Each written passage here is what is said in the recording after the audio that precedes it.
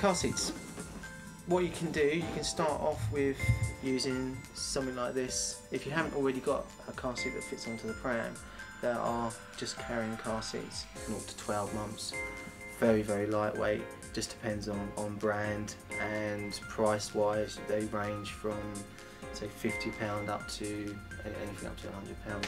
Or the other alternative is going into a car seat which is 0 to 4 years. The headrests adjust, the harnesses adjust.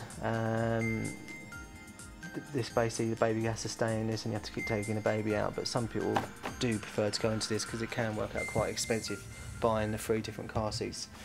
You're probably looking at around about £70 up to £180. There's such a difference in price. There's a lot of car seats now that come with base units.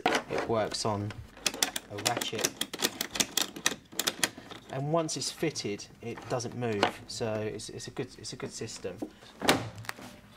It's solid, it doesn't move, and there are, as I say, there's a lot of companies that are now doing them. Most of them are called Isofix. A lot of the cars now, they come with the Isofix adapters.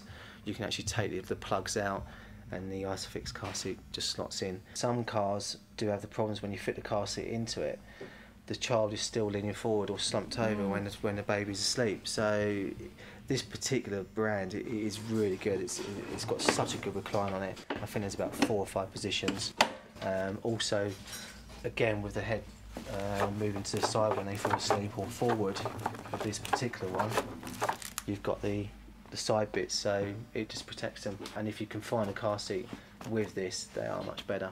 The next stage is various boosters. Now, I think the age limit now, the new legal requirement is 12, or height issue is 135. So children do need to be in this type of booster now.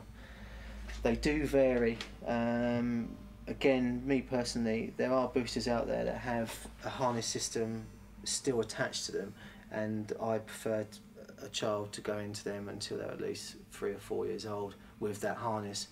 There are some boosters out there that you can put a baby in them from 9 months and they just work off of the main belt, but they do tend to flop around and there's no support for the baby. So if you was coming to someone like me, that's the sort of thing I'd recommend.